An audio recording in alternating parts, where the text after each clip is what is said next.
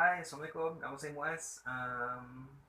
So, kali ini kita akan buka sesi baru iaitu berkaitan dengan masalah tentang mentaliti.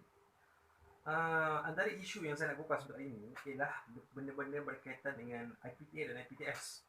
Secara keseluruhannya, bila kita membicarakan tentang alam pendidikan, institut pendidikan, antara soalan-soalan yang membuatkan saya tertanya ialah kita ada bermacam-macam IPTS dan kita ada bermacam-macam IPTA. Dan IPTS muncul disebabkan IPTA tidak cukup kaki tangan untuk menerima sebegitu banyak orang.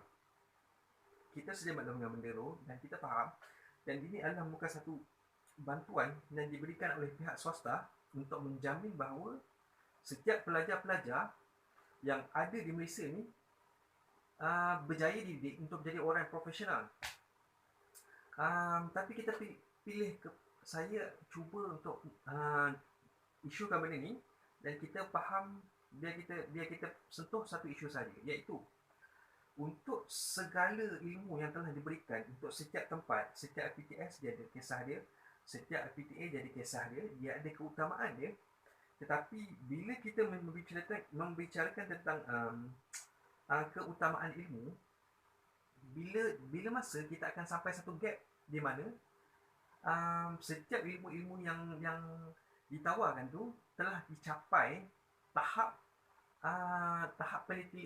penelitiannya. Maksudnya bab-bab yang kita ajar tu dah sampai limit sehingga suatu tahap dah tak ada ilmu lain yang boleh diajar. Contohnya macam sejarah.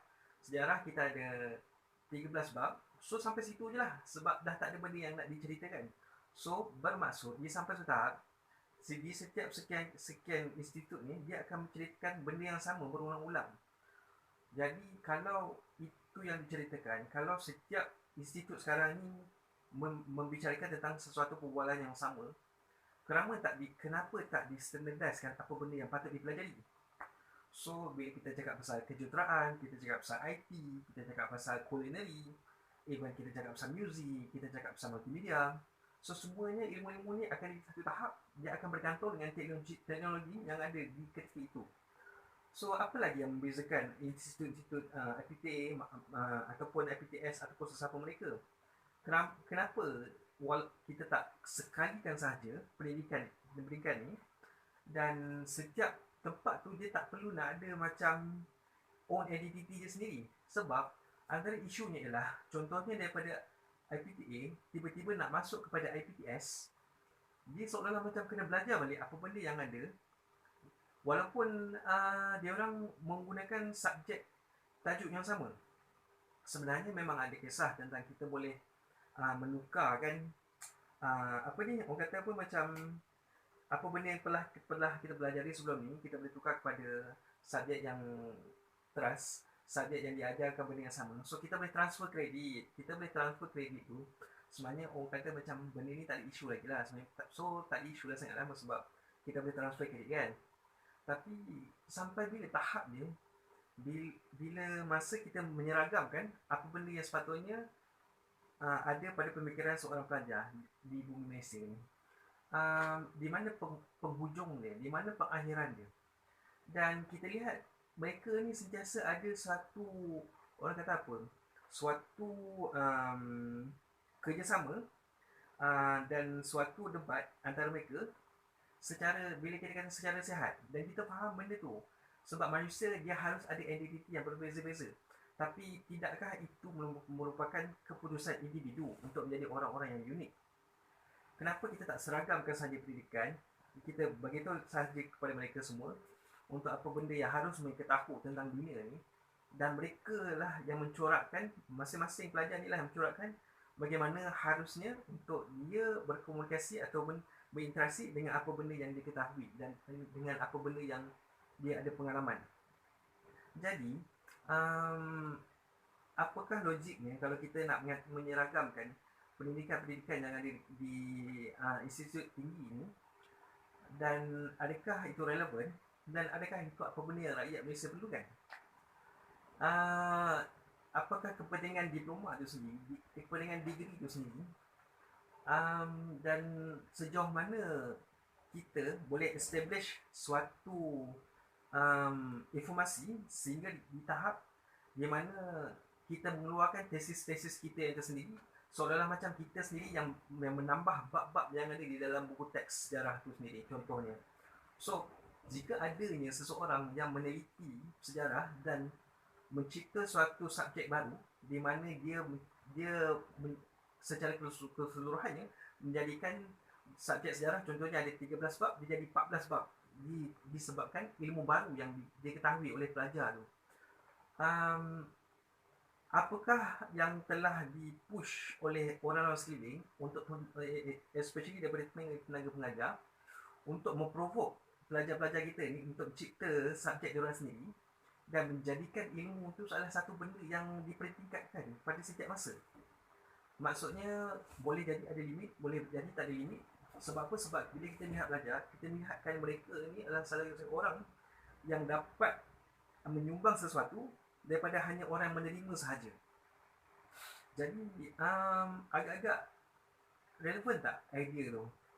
So inilah apa ni, orang kata macam playlist terbaru yang saya nak buat untuk video yang kali ini ialah untuk mempertanyakan soalan. Soalan macam bukan, tidaklah saya mempertikaikan apa benda yang buat oleh orang-orang yang menguasai bidang-bidang baik, orang kata macam apa yang seharusnya kita tahu, apa seharusnya kita belajar. Bukanlah saya mencabar mana-mana profesor, mana-mana guru, tapi saya suka bila kita lihat pelajar-pelajar tu, mereka sendiri yang mencorakkan, mereka sendiri yang menentukan apa benda yang terbaik untuk mereka. Dan sebab mereka inilah orang ni akan menerajui masa depan. Dan tidak salah kalau jika kita ada pelajar-pelajar yang terlalu hebat pemikirannya, why not dia sendiri yang mengajar dalam kelas tu dan dia sendiri yang menceritakan tentang apa benda yang sepatutnya berlaku di masa hadapan. Dan dengan ini kita dapat mendidik manusia, especially pelajar yang muda-muda, untuk menjadi satu leadership yang sangat hebat dan menjadi satu pioneer dan boleh jadi juga penentu kepada apa benda yang patutnya berlaku pada masyarakat. Dan dalam erti kata lain, seorang pelajar tu dia sendiri discover apa benda kekuatan yang ada dalam diri dia daripada apa benda yang orang expect daripada dia. Kita faham, kalau macam kita join mana-mana company bila kita masuk dan kita sebagai orang yang baru, kita harus bertindak seperti apa benda yang diorang mahukan. Tapi macam mana pula dengan orang-orang yang berfikiran bahawa mereka ingin menjadi usahawan dan mereka sendiri yang ingin melakukan sesuatu dengan kerja tangan mereka.